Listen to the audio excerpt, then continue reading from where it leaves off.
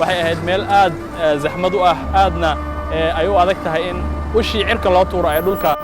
iyadoo aan dad ku dhicin ay soo laabato wixii halkan yeelay oo dhan qaraxan uu sii galaaftay waa uu sii maray dad aad u fara badan oo halkan ku laayay dhankan oo ay hooyooyin business yaryar ku lahaayeen miisas yaryar oo ay ku iibiyaan lows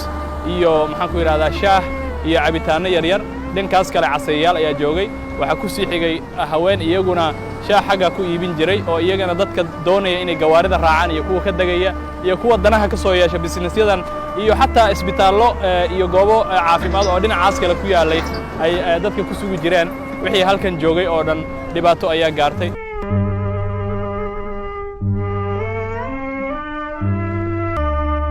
halkan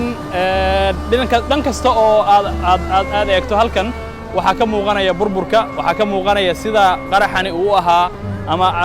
falkan argagixiso ee meeshan ka dhacay uu ahaa mid aad u xanuun badan aad u naxariis daran aad u devastating u ah aad burburkiisa iyo khasaaraha uu geysanaya uu u badan yahay halkan waxaa joogay haween Soomaaliyeed halkan ayay ku gedi jireen shidaal halkanna waxaa laga raaci jiray gaadiidka u socda dhinaca Afgooye iyo gobolada shabeellooyinka ama shabeellada hoose halkan ayaa laga raaci jiray meeshan dacda kale waxaa lagu gedi jiray shidaal ay haween Soomaaliyeed hooyooyin Soomaaliyeed ay halkan ku iibiyaan dhinaca dhabarkoodana waxaa ahaa tukaaman iyo goobo ganacsi iyo businessyo yaryar iyo carwooyin iyo goobo electronicska iyo kombiyuutarada iyo qalabkaas teknolojiyada lagu gado dhinacaas kale waxaa ku taallay maqaayad ay dad aad u fara badan fariistaan oo ay ka cunteeyaan dhinacaas kalena waxaa ku yaallay sariflayaashii halkaas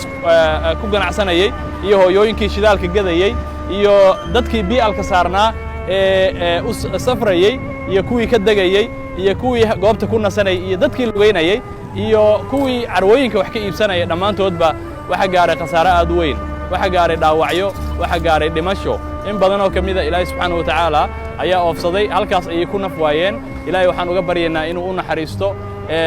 waxaana halkan ka dhacay wax aad u weyn